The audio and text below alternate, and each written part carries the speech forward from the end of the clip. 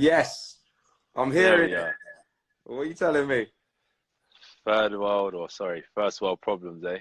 You know, it's technology. Never wants to agree with us, but we're here now. We're happy. I see you in your garden. My settings aren't quite as nice. I can't lie. But we're all isolating right now, Of course, of course. so it's Talking of, understandable. we're talking of isolation. Still looking swole. Still look like you're keeping fit. What's your day-to-day regime? Well, I believe that even now amongst a crisis, there's not going to be any time like this. So even though there is a massive negative effect of what's going on, the positive I'd say you have to try and take from it is the quality time that you're spending with your family. So aside from like the day-to-day hustle and bustle and training, I have prioritized as well the attention that I'm spending with my family. So that's been a priority of mine. I guess you're a busy man. You're out in Sheffield a lot. You know, you train in camps, a lot of fights away from home. So it's nice just to be back home for a long period, and you can enjoy that time, right? It's a blessing in disguise. It's been needed. So like most days, even when I'm free, it's little delicacies like, you know, the sauna and steam room, the swimming pool. I'm going down the gym, meeting your mates. When now I've been confined to like a certain degree of Yeah, yeah. self-isolation, you know, following certain guidelines, you start realizing that those things aren't as important as I once thought.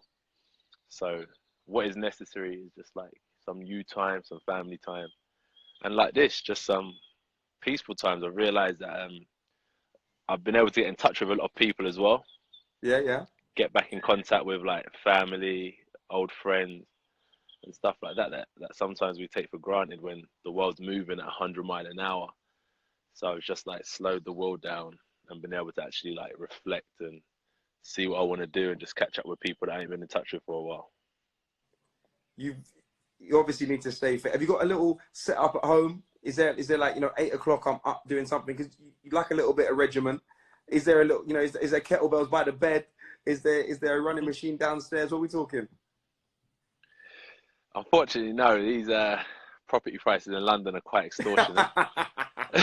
So if I was to do anything, I'm more boxing focused anyway, so probably go off on a run, which is always good, stamina in the legs, or I could just move around like for 45 minutes in the ring because the boxing club's like 5 minutes down the road, so I can just go down the boxing gym and move around. Or other than that, I could just shadow box, just let my hands go, just get loose, and that's like muscle memory. So Of even though course. when you go to the gym and you get swole, you don't go for a week, you go back and then you pick up a weight, muscle memory kicks in. So with boxing, I've got to build my muscle memory. So it's not so much like burpees and squats at the minute. It's more keeping that muscle memory going, just staying loose in the shoulders and stuff like Of course. And obviously we are isolating. I want to just give a big shout out to the NHS and all those key workers. And I know you think the same. that. Yeah, the dustbin men, the people who are serving food in the local shops, the unsung heroes as well. Even people like yourself, you're doing your part by staying at home. You know, it's difficult because family stuff and people miss their family.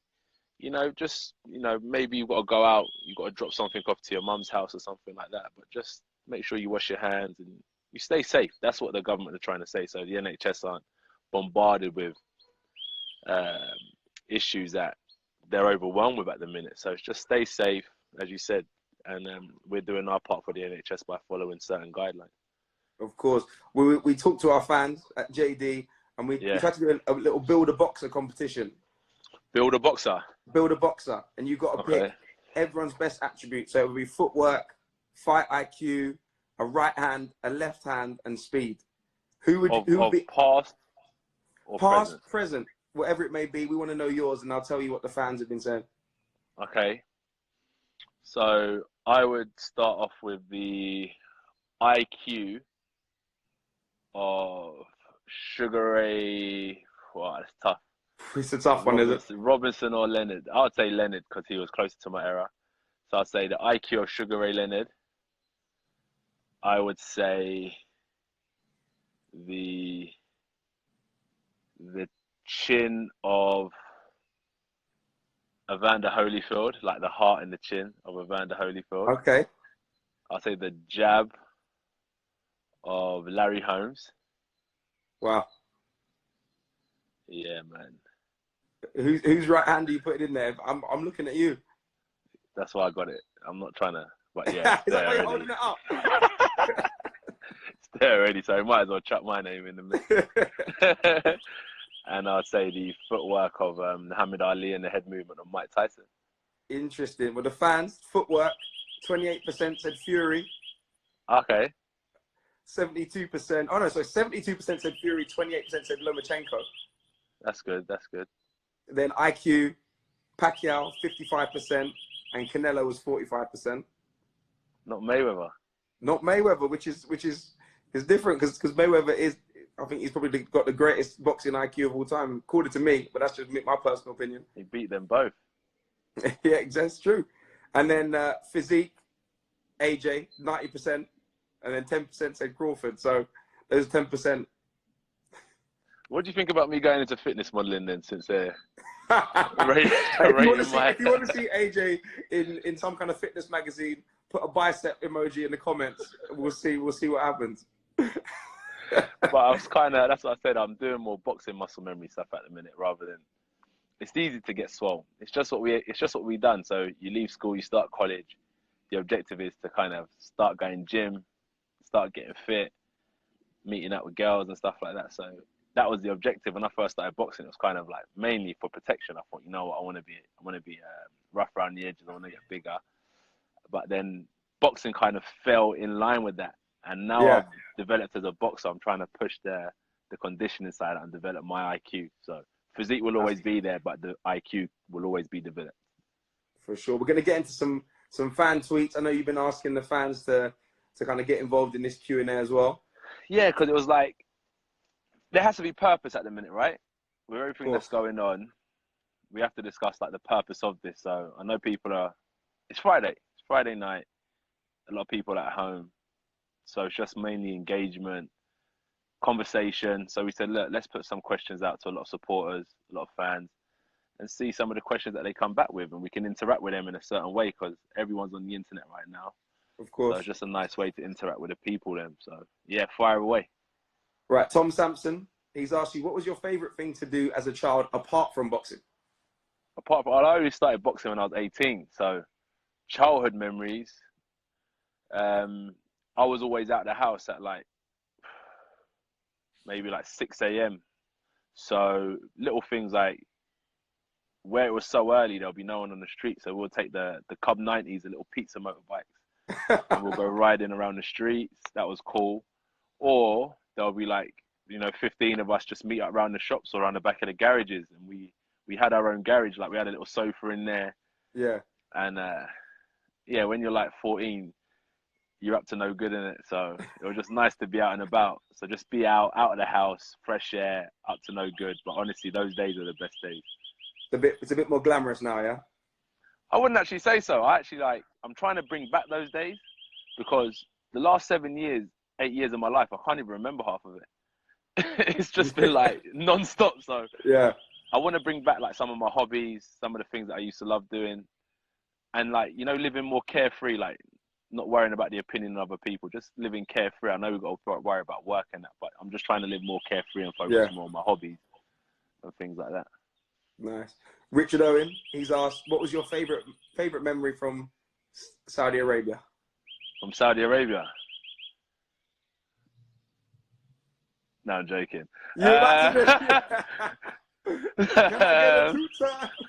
It was so nice. I had to do it twice. You know what it was, right? Iconic.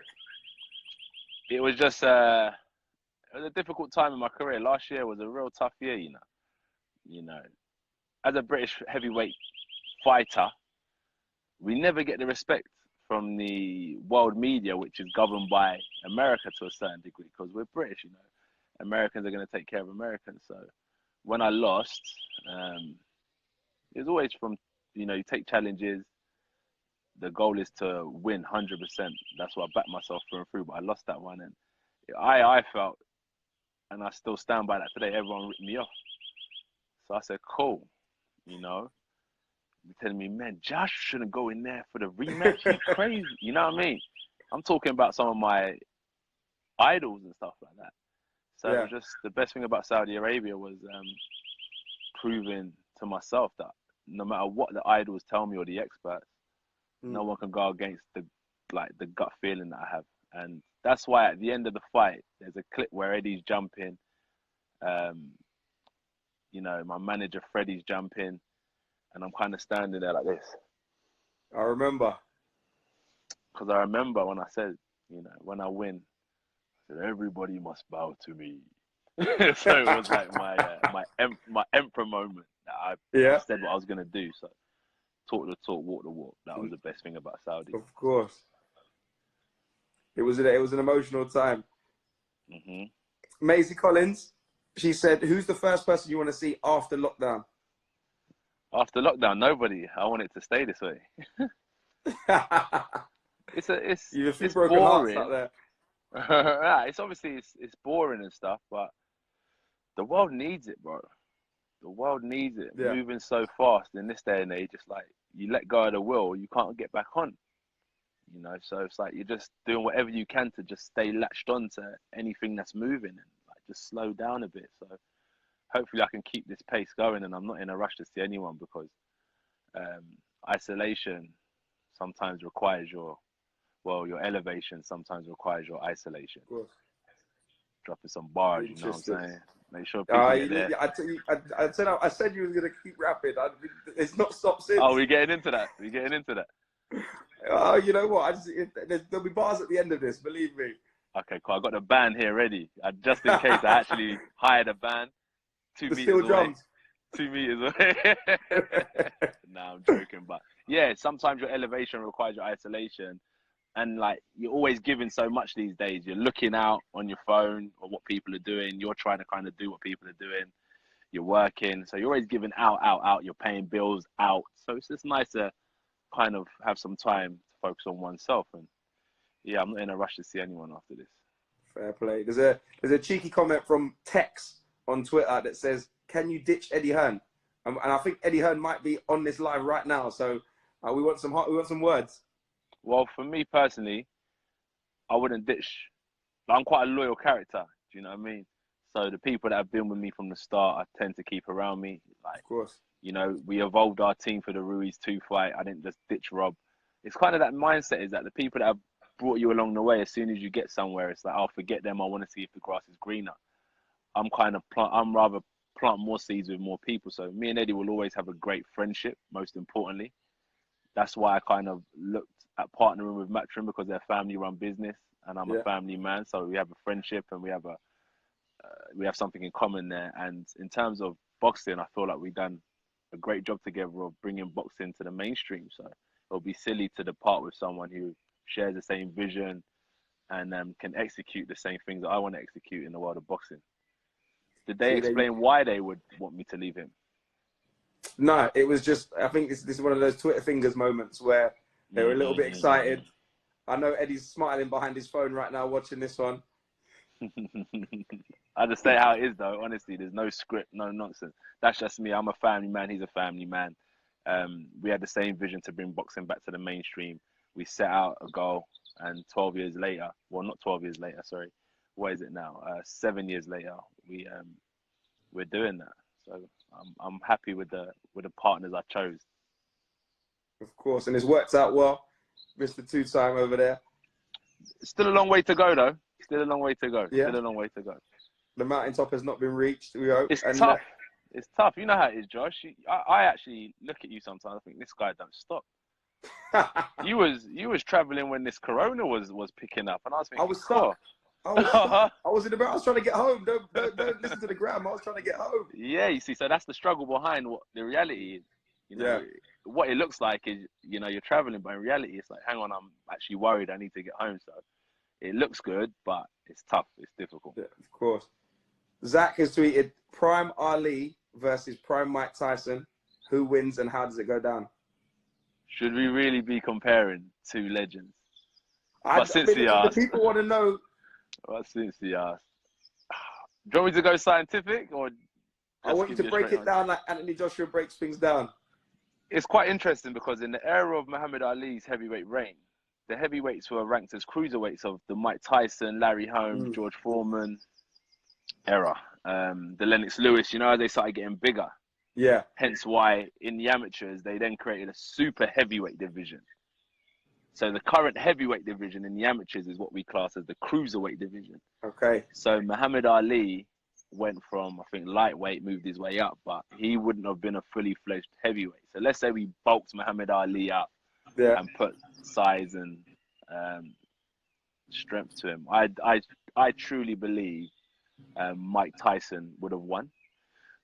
Reason being, when you watch the fight with Joe Frazier and Muhammad Ali, you see certain Tyson-esque to Joe Frazier style. Mike Okay. Yeah. Tyson Yeah. used to study that Joe Frazier, you know, that like moving, Yeah. moving, hooks. And he managed to put Ali down in the fight. It was a very tough fight for Muhammad Ali. And I just believe Mike Tyson was better schooled because times have evolved. Mike Tyson was more developed, more science, more information. Yeah. So I think that Mike Tyson would have won, in my humble opinion. People are going to come for you now in the comments. This is what ready. happened. Well, actually, to be fair, they can't right now. You shouldn't leave your house, kids. What are the benefits? I know why you're out here answering the hard questions now. Yeah, I can say what I want right now. No one can come for me. Right, Simon O'Donoghue on Twitter, he's asked, how did you feel the morning after beating Klitschko? Do you know what? I'm still a normal geezer. Yeah, so boom, boom. Do you know what it is, right? I'm still living in my council flat. I'm fighting Klitschko. I'm bloody, you know them beds where you got storage underneath. Oh, yeah. I'm grabbing my training kit, my fight gear out of there, and I'm thinking like I'm going to fight Vladimir Klitschko. So it's at Wembley. So my house is about 25 minutes from Wembley. So I'm driving down the North Cirque. I'm seeing my auntie in the traffic. Whoop, whoop. Auntie, I'll see you later. Yeah. So it's just normal. Like just fighting at Wembley is just normal. So after. It was good, but honestly, like now I've hit 30, right? And I think I've taken this time as a 30-year-old, especially this time right now, to really reflect and plan. And I've always said, when I'm done, I think I'll sit in front of a fireplace with Carlsberg and a cigar and think, wow, I'll be able to reflect more. So at the time, I didn't really think it was anything special because I'm just going through the motions. But I think as I'm getting older, i.e. 30 now, that was 4 years ago, my fight with Klitschko. I'm 30 now. I'm just reflecting a bit more, thinking, yeah, man, that was a sick fight. That was a good fight. My heart still hasn't recovered from those rounds, those middle rounds. I'm telling you, it was wild. I think I'm glad I took that fight when I did because I think it was like my 19th fight, so it's quite early on. But it would have if I didn't take the fight, Klitschko would have been. It would have been 2 years too late. I needed 2 more years experience. It would have been better for me to gain 2 more years experience, but at the same time, it would have been 2 years too late because he retired after that. So it was a good fight at a good time where the young raw lion met the old experienced lion, and we had a great battle. It was unbelievable. And then I can tell you, where JD are having a lock-in where they're going to be replaying that fight on socials. Okay. And we're going to have Steve-O and Savage Dan. They're going to be commentating on it. They're going to be talking through it. So that should be an interesting one. Guys, tune into that. I was going to... I know you'll be watching it back. It's a lot easier to watch it back than it is to get in the ring, no? I remember when I first started, I watched Mike Tyson. I think, yeah, mate, I'm going to do that when I get down the gym, yeah. What? Man will slip left. Man will be like, boom, in my jaw, yeah, when I was sparring. I was like, nah, this boxing thing is different to what I've ever done. Like, fighting... like on an estate or fighting with your mates, buying a pair of boxing gloves and sparring. Yeah, doing it real life is so different. So different. It's commendable. I was going to say, there's so many tweets from everyone, from people in Nigeria saying, how did you enjoy your experience? When are you coming back? What was the best part about going? So my experience in Nigeria was phenomenal. You know what it is when you get to Nigeria? If you're of African heritage or Caribbean heritage or someone who wants to explore the culture of Africa, Nigeria is like the giant of Africa to a certain degree. When you get there, you might be in for a culture shock because it's very it's like going to the Middle East. It's just very different to what you see in London, in Spain, in Germany, in America. Now, when you go to Dubai or Saudi, it's very different. When you go to Nigeria, it's very, very, even the air smells different. It's just refreshing. For me, it's quite refreshing because I like watch a lot of documentaries. So I've just been chilling watching Fela Kuti, his documentary, famous musician. So the vibe, like, that's why I love Jamaica, because I love reggae. So that's how I get my connection. So when I watch these people's music and stuff like that, and I learn about the country where I'm from, I think it's really good that when I go back, I feel like I'm a son of that soil. And to put my feet down, it's just reconnecting. It's a young country in terms of its independence. You know, Great Britain, for instance, is probably like 300 plus years old in terms of, you know, the structure and the government and the monarchy. You know, Nigeria is, I think, like 56 years old in terms of its independence, so it's still a developing country. So I just pray that they go on and do great things in this world and be a leading force in their own economy, man. Absolutely. And with that, I've got Joe Weller in the comments. He just messaged. He said, given that boxing is such a mental game as it is physical, do you have a mental sports psychology coach to train your mind like you have the strength and conditioning coach to train yourself? 100%. You know, but he's more of a friend. So when I was on the GB Olympic team, we had this, right? So that's what I say. I'm quite not loyal, but I stick with what I know. So I've kept him with me throughout the whole professional career as well. And we was talking yesterday, and he was like, I got it on my WhatsApp, but I want you to send me 5. So Josh, give me 5 principles that you would say represent yourself. Me right now? Or three principles that you would say represent yourself. Loyalty, hard work, patience. Loyalty, hard work, and patience. So he kind of puts these tests to me, right? So I ask you that. So I'm going to ask you that same question in a year or 2 years' time and see if your values and morals have changed. Yeah. So loyalty might change to protective, self-preservation. So like your loyalty may have got burnt in the process, but you learn that what it's made you do is become more, you now self-preserve yourself, so you're not as open, you don't trust people, so your morals can slowly change, but there's still a core to you, which is you protect yourself, you're a loyal person, but even my loyalty, I don't want it to get tarnished, so I'm going to self-preserve myself. Patience, you know, as you get older, you might have more free time, so patience might be, I'm more patient with the things I want to invest my time into. I'm not just, it's just learning about yourself and what your core values are, basically. Interesting. See, I remember we were in Saudi Arabia. You know, we were talking about this. Yeah, things got deep, and you realise that there's a lot more to the boxing game than purely just having muscle, having a fast jab, having a right hand. Bro, 1,000,000%. Like, it's underrated. Obviously, a lot of information that we consume is irrelevant when you deep it, right? But there's a lot of like valuable information out there. So I just try and absorb the valuable stuff. I'm not an expert in psychology, you know, but the little I know is that the mind is a powerful tool that has evolved and is still evolving. So yeah, the mind, I definitely try and use that, and that's why I think psychology is a powerful thing. Of course. And we did a little quiz, a little Q&A. The prize was a pair of signed AJ boxing gloves. And the winner of that one, I need to announce, is Harrison_Norfolk. So he's in year 9. He's from Aylesbury. Well done. Aylesbury, not far from Watford, actually. Exactly. You know, keeping it. It's not fixed. We promise. It's not fixed. It's not local thing. So AJ, thanks for that. Thanks for your question, guys. We appreciate it. I'm seeing people are talking about 5G in the comments. No, if we get into that, we'll be here all day. Oh, I've got some time, you know, I'm only isolating, nothing else going on. You're trying to get me in trouble. No. Well, listen, this 4G connection seems to be pretty good, so let's just stick with that. Shall we say that? Exactly, that's what I'm saying. At 7 p.m. tomorrow, I'll be tuning on the 4G, watching your fight versus KLITSCHKO. Savage Dan's going to be commentating. Steve-O, the Madman's going to be commentating. Yeah, sweet, man. All right, then. It'll be good. Good to talk with you. God bless you, always, man. Pleasure, brother. Care, brother. Bye. Bye.